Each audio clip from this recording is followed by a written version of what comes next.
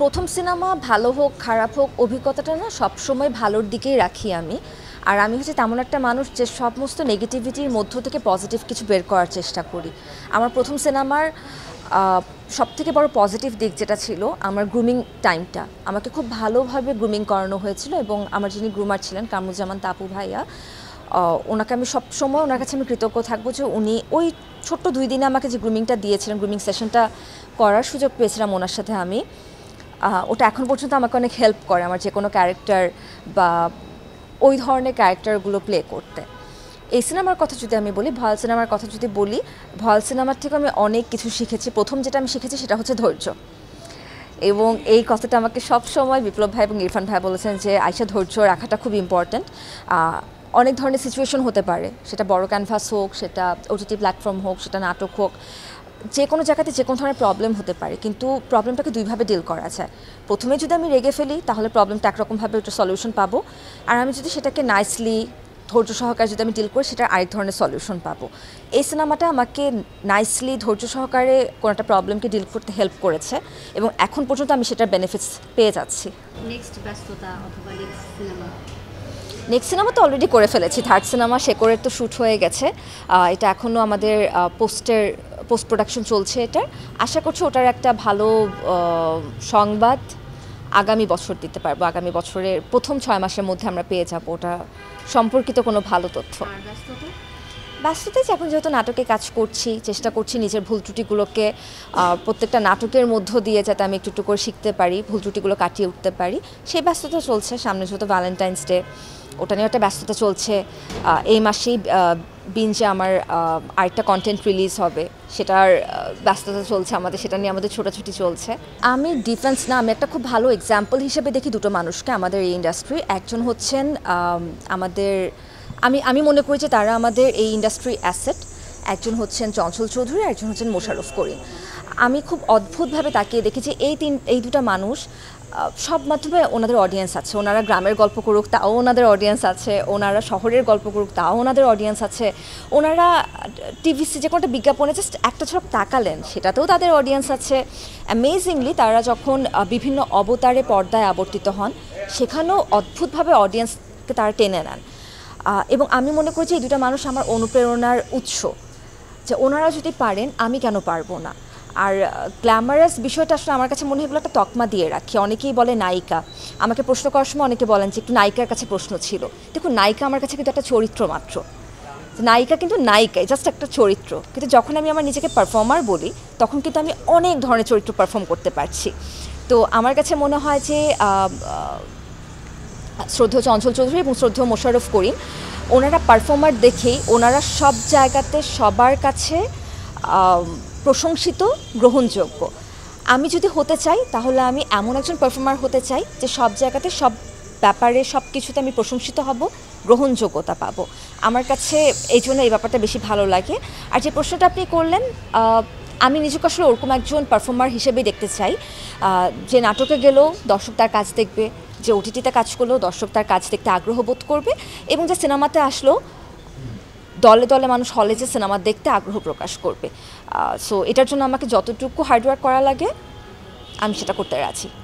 ইরফান ভাই সবসময় আমার খুব পছন্দের একজন অভিনেতা। আমি সবসময় ভাইকে বলি যে ভাইয়া, আমি আপনার ভিলেনের যে ক্যারেক্টারগুলো আপনি প্লে করতেন সেগুলো খুব আমি মিস করি। তো সেই জায়গার থেকে ইরফান ভাইয়ের সাথে কাজ করাটা খুবই আনন্দের ছিল এবং ভীষণ মজার মানুষ ব্যক্তি। ইরফান সাজ্জাদ ভীষণ মজার মানুষ। তো বললাম না যে আমার ছন্দা আপু আর ইরফান ভাইয়ের জন্য বোধহয় আমার ওখানে স্টে করাটা খুব একটা কষ্টকর মনে হয়নি। আর যেহেতু নেটওয়ার্কের বাইরে থাকতে আমি নিজেও ব্যক্তিগতভাবে খুব পছন্দ করি, সেজন্য পুরো শুটিং টাইমটা আমি ভীষণ এনজয় করেছি।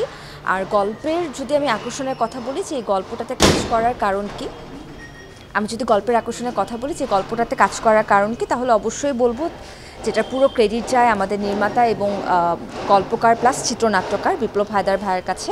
কারণ উনি যদি চরিত্রটাকে এত সুন্দরভাবে পোর্ট্রেট না করতেন, আমাকে যদি এত সুন্দরভাবে সেই চরিত্রটা বুঝিয়ে না দিতেন, তাহলে হয়তোবা আমি এত সুন্দরভাবে সেটাকে পোর্ট্রে করার চেষ্টা করতে পারতাম না। যে জায়গায় বলা হচ্ছে যে পুঞ্জির মধ্যে আপনারা কাজ করেছেন, নেটওয়ার্ক ছিল না, ওই এক্সপিরিয়েন্সটা কেমন ছিল? ভীষণ মজার। তৈরি করার জন্য ওই এনভায়রনমেন্টটা কেমন ছিল, কতটুকু কাজে লেগেছে? একদম 100% কাজে লেগেছে। আসলে এনভায়রনমেন্টটা তো একটা তো থাকে যে ওই জায়গাটা যেমন, সেই এনভায়রনমেন্টটা আমাদেরকে হেল্প করে, আর বাকিটুকু হচ্ছে কি আমাদের আর্টের যারা ছিলেন, বিপ্লব ভাইয়া, আমাদের সিনেমাটোগ্রাফার সোহাগ ভাই যেভাবে চেয়েছেন, আমাদের লাইটের যে টিম ছিলেন তারা যেভাবে পুরো লাইট সেট আপ দিয়েছে, সব কিছু মিলিয়ে আমরা প্রত্যেকটা ক্যারেক্টার যেই এনভায়রনমেন্টটা ওই এক একটা সিনে যেরকম এক্সপেক্ট করেছি বা যতটুকু আমাদের দাবি দেওয়া ছিল সেটা দেওয়া হয়েছে। স্পেশালি আমার ক্যারেক্টারের কথাগুলো যদি আমি বলি, আমার বেশ কিছু সিন ছিল যেগুলোর জন্য আসলে আলাদা অ্যারেঞ্জমেন্টের দরকার ছিল, আলাদাভাবে এনভায়রনমেন্টটা ক্রিয়েট করার দরকার ছিল, সেটা তারা আমাকে করে দিয়েছিলেন। দেখেই হয়তো বা আমি আমার ওই সময় যতটুকু বেস্ট দেওয়ার ছিল ততটুকু দিতে পেরেছি। ওয়ালটন টেলিভিশন মাত্র 25,490 টাকায় পাচ্ছেন গুগল টিভি। ছোট্ট করে যদি বলতে চাই যে এই ক্যারেক্টারটার মধ্যে, মানে এই ক্যারেক্টার নিয়ে আলাদাভাবে কিছু আমি বলবো না যে হ্যাঁ এই ক্যারেক্টারটা পোর্ট্রে করতে আমি অনেক দিন সময় নিয়েছি, এটা করেছি সেটা করেছি, কিছুই করিনি।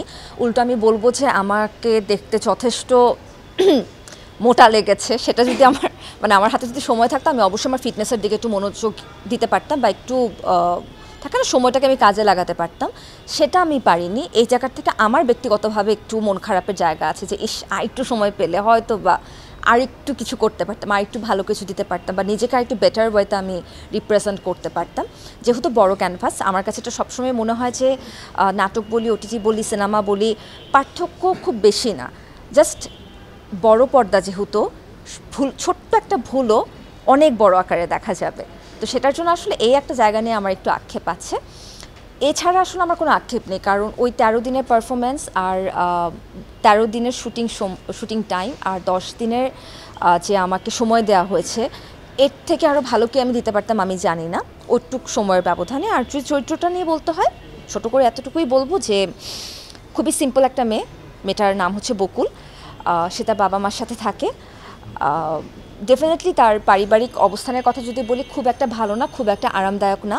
সেখানে তার আরামের একমাত্র মানুষটা হচ্ছে সুজন, অর্থাৎ ইরফান সাজাদ ভাইয়া।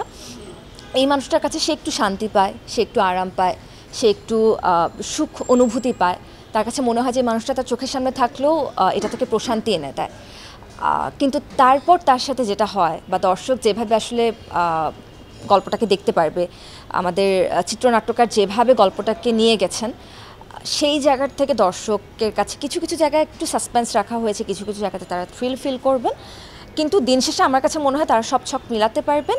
আশা করছি ভালো লাগবে। আমি এখন পর্যন্ত দেখিনি সিনেমাটা, কিন্তু যারা দেখেছেন টিমের তারা প্রত্যেকেই বলেছেন যে ভালো হয়েছে, সো তাদের কথার উপর ভরসা রেখে বলতে পারি যে কাজটা ভালো হয়েছে।